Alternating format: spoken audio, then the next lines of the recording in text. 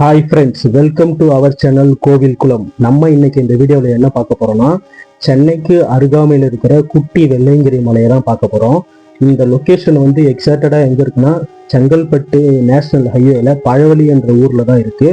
Chengalpattu bypass Ayyappan கோவிலேருந்து ஒரு 3 kilometre Chennai towards Trichy போகிற மார்க்கத்தில் லெஃப்ட் ஹேண்ட் சைடு ரோட்லேருந்து பார்த்தாலுமே இந்த கோவில் தெரியும். மலை மேலே பார்த்தீங்கன்னா மகா காளிங்கராய ஈஸ்வரர் ஆதி காலத்திலேருந்தே அந்த சாமி வந்து மேலதான் இருக்கிறாரு. கீழே அடிவாரத்தில் பார்த்தீங்கன்னா ஆதி ஞான வாழை ரூபி சமேத ஆதி குபேரகிரி ஞானபுரீஸ்வரர் வந்து கீழே இருக்கு. இதுதான் வந்து கோவிலோட என்ட்ரன்ஸு.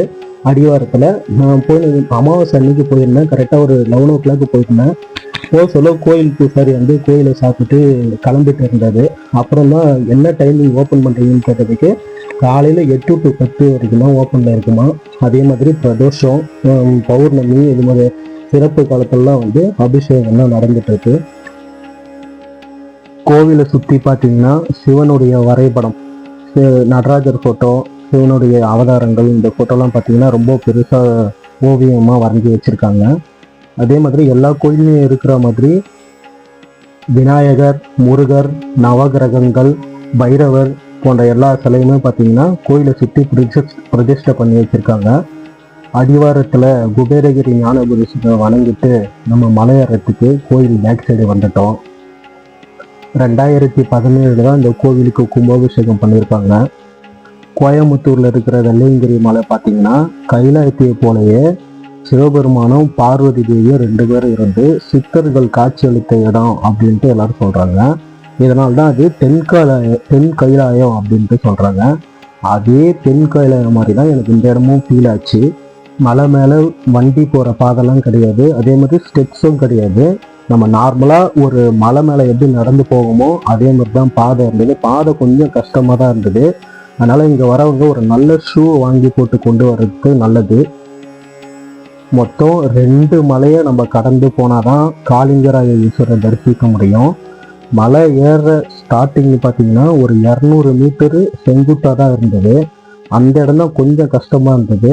அப்புறம் மேலே ஏற ஏற பார்த்தீங்கன்னா நார்மலாக நடந்து போகிற மாதிரி தான் இருக்குது. இதுதான் மலை ஏறுற என்ட்ரன்ஸு. மலை ஏற ஸ்டார்ட் பண்ணிட்டோம். மலை ஏறும்போது பார்த்தீங்கன்னா அங்கே இருக்கிற நம்ம வழி தெரியணுன்றதுக்காக கல்லுலாம் ஒயிட் கலர் சுண்ணாம்பு அடித்து ஏரோ மார்க்கெலாம் போட்டிருந்தாங்க. வெள்ளையங்கிரி மலைக்கு போக முடியாதவங்க கண்டிப்பாக இந்த இடத்துல வந்து பாருங்கள். எனக்கு ரொம்ப சந்தோஷமாக இருந்தது. மலை ஏற ஏற பார்த்தீங்கன்னா ரொம்ப மூச்சு வாங்குச்சு. ஆனால் மேலே போன உடனே ஒரு சுத்தமான காற்றை சுவாசன ஃபீல் எனக்கு கிடைச்சிது. அதே மாதிரி மேலே போகிற கொஞ்சம் பயமாக தான் இருக்குது. நான் தனியாக தான் போனேன். நீங்கள் ஒரு 2-3 பேராக சேர்ந்து வந்தீங்கன்னா அந்த ஒரு பயன்ற இது இருக்காது. பாதி மலையை நம்ம ஏறி வந்துட்டோம். அட்மாஸ்பியரை பாருங்கள், ரொம்ப சூப்பராக இருக்குது. தயவுசெய்து நான் ஒன்று சொல்கிறேன், இங்கே வரவங்க பிளாஸ்டிக் பொருட்களை யாரும் எடுத்துகிட்டு வராதுங்க. தண்ணி எடுத்துகிட்டு வாங்க. ஆனால் அந்த தண்ணி குடிச்சிட்டு பார்த்தீங்கன்னா பாட்டில்லாம் அங்கங்கே போட்டுடுறாங்க. நான் மேலே உங்களுக்கு லாஸ்ட்டாக அந்த வீடியோ எண்டில் காட்டுறேன். நம்ம நாட்டில் இருக்கிற மலைகள்லாம் பார்த்தீங்கன்னா மனுஷனுடைய வாழ்க்கைக்கும் சுற்றுச்சூழலுடைய சமநிலைக்கும் ஒரு அவசியமான பெரிய சொத்து எதுன்னு பார்த்தீங்கன்னா மலை தான். அதனால்தான் நம்ம முன்னோர்கள் வந்து இந்த மலையெல்லாம் எங்கே அழிச்சிட போகிறாங்கன்னு சொல்லிட்டு கோவில் வந்து பெரும்பாலும் பார்த்தீங்கன்னா மலை மேலே கோவில் கட்டின பழக்கத்தை கொண்டு வந்ததே நம்ம தமிழர்கள் தான். ஸ்டெப்ஸு இல்லாததுனால கொஞ்சம் ஸ்லிப் ஆகுது. அதனால் இங்கே வரவங்க வந்து ரொம்ப பார்த்து கேர்ஃபுல்லாக தான் வாங்க. அர்ஜென்ட்டு சீக்கிரமாக ஏறி சீக்கிரமாக இறங்கணுன்ற இதுவே இல்லாமல் அமைதியாக நம்ம சாமியை பார்க்க போகிறோம் அப்படின்ற ஒரு ஃபீலோட பொறுமையாக ஏறுங்க. இங்கே ரொம்ப அமைதியாக தான் இருந்தது. ஆனால் கீழே என்ஹெச்சில் போகிற வண்டியோட சவுண்டு மட்டும் கேட்டுட்டு இருந்தது. அதில் இந்த பறவைங்கள்லாம் அதோட சவுண்டும் கேட்டுருந்தது. அப்புறம் இங்கே இது இருக்குங்க, கீரிப்பள்ளு இருக்குது. நான் கீழேருந்து மேலே வர சொல்ல பார்த்தீங்கன்னா ஒரு 3-4 கீரை புல்லை பார்த்துட்டேன். ஆனால் அது நம்மளை எதுவும் பண்ணலை. எனக்கு இந்த மலை ஏறது ரொம்ப பிடிச்சிருந்தது. மேலே சுவாமி பார்த்தீங்கன்னா காளிங்கராய ஈஸ்வரர் வந்து ஓப்பன் பிளேஸில் தான் இருப்பார். அதனால் நீங்கள் இங்கே வர பிளான் இருந்ததுன்னா வீட்டிலேருந்து வரும்போது தண்ணி, நான் பாருங்க, இந்த வாட்டர் பாட்டில தான் நான் திரும்ப திரும்ப சொல்கிறேன், தயவு செய்து சொல்கிறேன், பிளாஸ்டிக்கை மட்டும் மேலே எடுத்துன்னு வந்து போடாதீங்க. இந்த சுற்றுச்சூழலுக்கு ரொம்ப கேடான ஒன்று எது பார்த்தீங்கன்னா பிளாஸ்டிக் தான், மக்கவே மக்காது. தயவு செய்து பிளாஸ்டிக்கை மேலே எடுத்துட்டு கொண்டு வரவே வராதிங்க. மேலே ஏற ஏற சாமியை பார்க்க போகிறோன்ற ஆர்வம் எனக்குள்ள ரொம்ப, இந்த எதிர்பார்ப்பு வந்து அது சொல்ல வார்த்தையே இல்லை. நான் ரொம்ப எதிர்பார்த்துட்டு தான் எப்படியாவது வேகமாக போனோம், மேலே போய் சாமியை பார்த்துடணும் அப்படின்னு சொல்லிட்டு ரொம்ப வேகமாக நடந்து போனேன். பிறப்பு இறப்பற்ற பரம்பொருளை பார்க்கணுன்ற யாருக்கு தாங்க ஆர்வம் இல்லாமல் இருக்கும்? ஆதியும் அவர் தான், அந்தமும் அவர் தான். நம்ம இந்து சமயத்தில் பார்த்தீங்கன்னா பிரம்மா வந்து படைப்பவர், விஷ்ணு வந்து காப்பவர், சிவன் வந்து அழிப்பவர். சிவன் அதாவது ருத்ரன் சொல்லுவாங்க. அழிப்பவர்னா நம்மளை அழிப்பவர் கிடையாது, நம்ம கிட்ட இருக்கிற ஆணவ கண்மம் மாயை போன்ற கெட்ட செயல்களை அழிப்பவர். 2 மலையை கடந்து தான் நம்ம காளிங்கராய ஈஸ்வரரை பார்க்க முடியும். ஃபஸ்ட்டு மலையை கடந்துட்டோம், 2வது மலைக்கு அடியெடுத்து வைக்கிறோம். 2வது மலை தாங்க ரொம்பவே கொஞ்சம் பயமாக இருந்தது.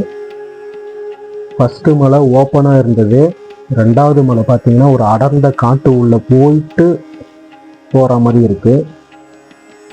நான் வந்து 11 மணி, அந்த காலையில் 11 மணி அந்த டைமில் மேலே போனேன். ரொம்ப டயர்டாக இருந்தது. இங்கே வரணும்னு முடிவு பண்ணிட்டீங்கன்னா காலையில் 8 மணிக்கெலாம் மலை ஏறுற மாதிரி பாருங்கள். பனி காலத்தில் பார்த்தீங்கன்னா மேலே அந்த அடர்ந்த பனி, அந்த ஒரு வியூ பார்க்க சொல்ல ரொம்ப சூப்பராக இருக்கும்.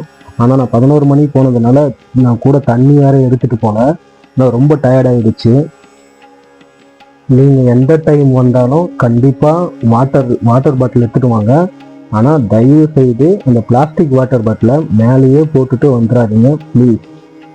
நான் ஏன் இதை திரும்ப திரும்ப சொல்கிறேன்னா, மேலே அவ்வளோ வேஸ்டேஜ் வாட்டர் பாட்டில் பிளாஸ்டிக்கு அவ்வளோ இருக்குங்க. கவரு, வாட்டர் பாட்டில், எனக்கு அது பார்க்கறதுக்கே ரொம்ப அருவருப்பாக இருக்குது. தயவுசெய்து இது மாதிரி பிளாஸ்டிக் பொருளை மேலேயே போடுற மாதிரி இருந்தால் தயவுசெய்து யாரும் வராதிங்க. ஃபஸ்ட்டு மலையை விட 2வது மலை கொஞ்சம் லென்த்தாக தான் இருக்குது. கிட்டத்தட்ட மேலே போய் சேர்த்து பார்த்தீங்கன்னா 1/2 hour ஆகுதுங்க. நீங்கள் ரொம்ப பொறுமையாக போனால் கூட ஒரு 45 minutes மேலே போயிடலாம். இந்த இடம் தாங்க நான் சொல்லலை, ரொம்ப அடர்ந்த மாதிரி இருக்குது இந்த இடத்துல. ஃபஸ்ட் டைம் இந்த இடத்துக்கு நான் போனதுனால எனக்கு ரொம்ப எக்ஸைட்டடாக இருந்தது. 7 ஜென்ம புண்ணியம் பண்ணியிருந்தா தாங்க நம்ம இது மாதிரி சிவன் கோயிலையே நடிக்க முடியும்.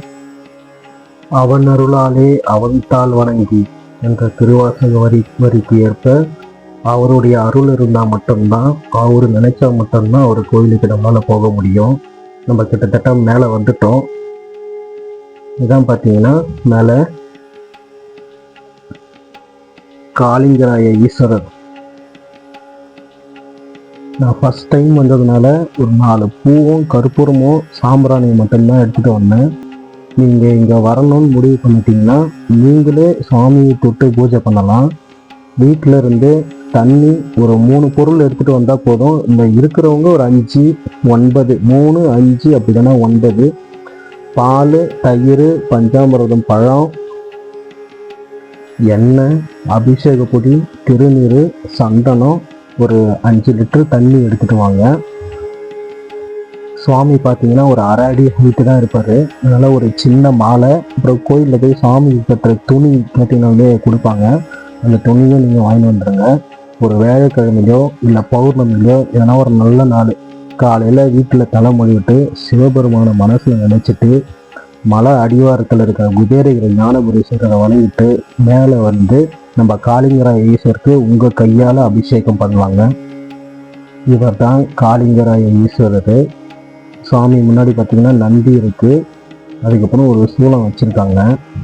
கோயில் அந்த சைட்லாம் பாருங்கள். நான் சொன்னால இந்த வாட்டர் கேன் பிளாஸ்டிக் பொருள், தயவுசெய்து நான் திரும்ப திரும்ப சொல்கிறேன், பிளாஸ்டிக் பொருளை எடுத்துகிட்டு வராதிங்க. சாமியை பார்த்தோன்னே இந்த டைமில் என்ன பண்ணுறதுன்னு தெரில.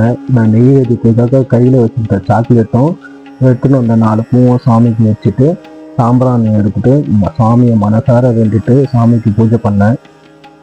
சுவாமிக்கு நம்ம கையால் தொட்டு பூஜை பண்ணலான்றது எனக்கு தெரியாது. கண்டிப்பாக நெக்ஸ்ட் டைம் வர சொல்ல நான் சாமிக்கு எல்லா பொருளுமே எடுத்துன்னு வந்து கூட மாதம் வரலான்னு முடிவு பண்ணிட்டேன். ஏன்னா இந்த ட்ரெக்கிங் வந்து எனக்கு ரொம்ப பிடிச்சிருந்தது. கண்டிப்பாக எல்லாருமே வந்து பாருங்கள். மலை ஏறுற வரைக்கும் எனக்கு ரொம்ப மூச்சு வாங்குச்சு. சாமியை வந்து பார்த்தவொடனே எனக்கு என்ன வாயிலேருந்து உண்மையை சொல்ல போனால் மூச்சும் வரல, பேச்சும் வரல.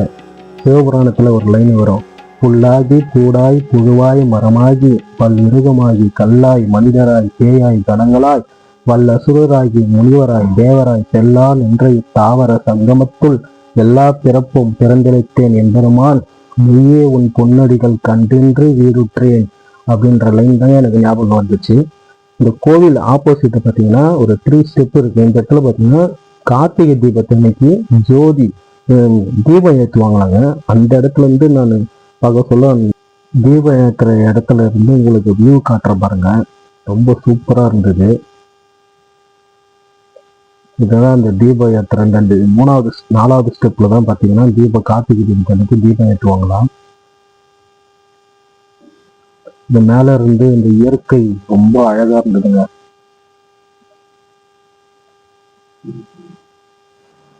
தீப யாத்திரை ஸ்டெப்ஸ்ல இருந்து நான் உங்களுக்கு வியூ காட்டுறேன் பாருங்க. சுத்தி கிட்டத்தட்ட ஒரு 5-6 மலை பக்கத்துல இருக்கு.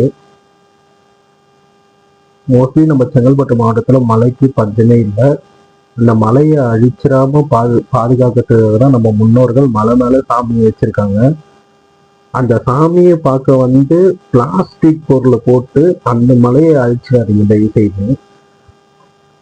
யாருன்னா இங்க வந்தீங்கன்னா நான் நெக்ஸ்ட் டைம் வர சொல்ல கண்டிப்பா ஒரு 5 கோணி எடுத்துட்டு வரப்போறேன். இப்போ இது எனக்கு தெரியாததுனால இங்க கோணி எதுவும் இல்லை, ஒரு வேஸ்ட் துணி இருந்தது. வந்ததுக்கு எதனா ஒரு நல்லது செய்யணுன்றதுக்காக அங்க வந்து பிளாஸ்டிக் பாட்டில்லாம் மட்டும் பொறுக்கி இந்த வேஸ்ட் துணியில கட்டி நான் கீழே எடுத்துட்டு போயிட்டேன். எவ்வளோ வாட்டர் கேன் பாருங்க, இன்னும் நிறைய இருக்கு. நான் கொஞ்சம் தான் கலெக்ட் பண்ணி எடுத்துட்டேன். மூட்டை கட்டி கீழே இறங்க சொல்ல நான் கூடவே எடுத்துட்டு கீழே எடுத்து போட்டுட்டேன். இதுதாங்க இறங்குற வழி. ஓகே ஃப்ரெண்ட்ஸ், இந்த வீடியோ உங்களுக்கு பிடிச்சிருக்குன்னு நினைக்கிறேன். இந்த வீடியோ உங்களுக்கு பிடிச்சிருந்தா லைக் பண்ணுங்க, சப்ஸ்கிரைப் பண்ணுங்க, ஷேர் பண்ணுங்க. இதில் நிறை குறை எதனா இருந்தால் சொல்லுங்க, நான் அடுத்த வீடியோவை திருத்தி வைக்கிறேன். நன்றி, வணக்கம்.